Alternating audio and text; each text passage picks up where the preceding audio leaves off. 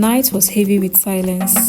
After the man who called himself a palm wine seller fled to the village square, his footsteps fade into the forest, swallowed by the darkness, but the villagers remained rooted to the ground, their eyes glassy, their bodies stiff.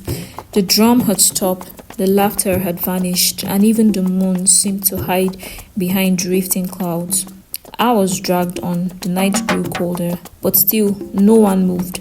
It was as though time itself had forgotten them. Then, just before dawn, a strange hush swept across the square.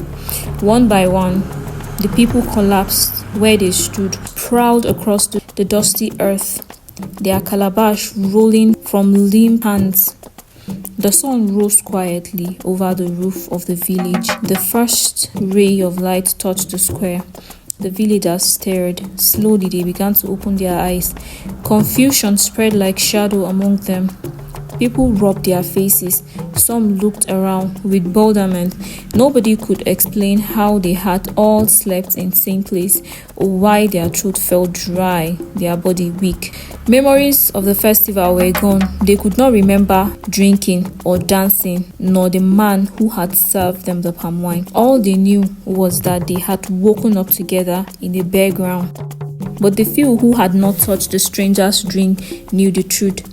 They had spent the night hidden away in their huts, trembling in fear as the strange silence gripped the village. At sunrise, they had crept out carefully, only to find the others lying on the ground, like people who had fought a long battle in their sleep. Whispers spread quickly.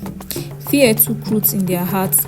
Something unclean has visited them, and they knew the gods alone could explain what had happened. By midday, the chief priest returned to the village.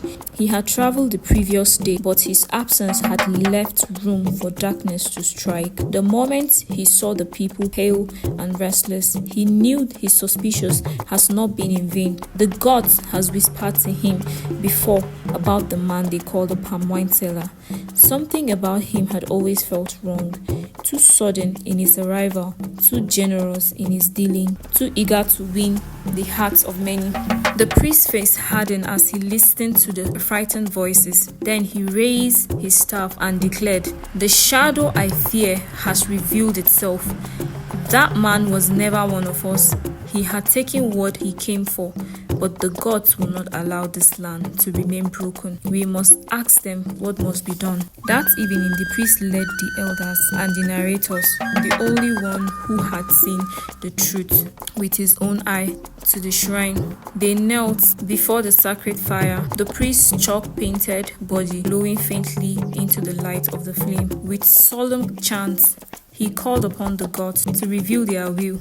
The flame flickered and rose high, and a voice carried by the wind spoke through the groove. The gods commanded that the village must wait 3 nights before the cleansing. On the 3rd night, they were to offer a spotless ram, basket of grains, and calabash of pure palm wine drawn from trusted tappers of the land.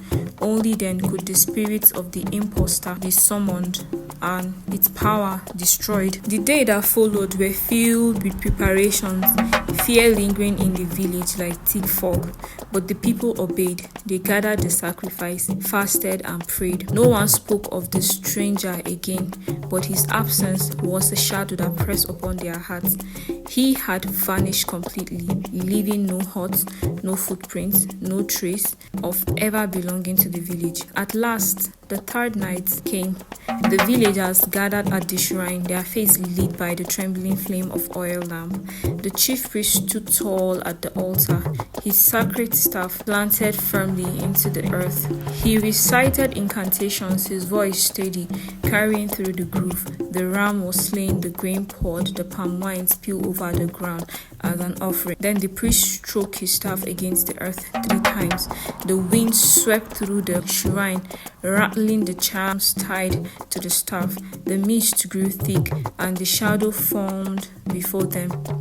It was the palm wine seller, but no longer in human form. His face twisted, his eyes burning with unearthly fire.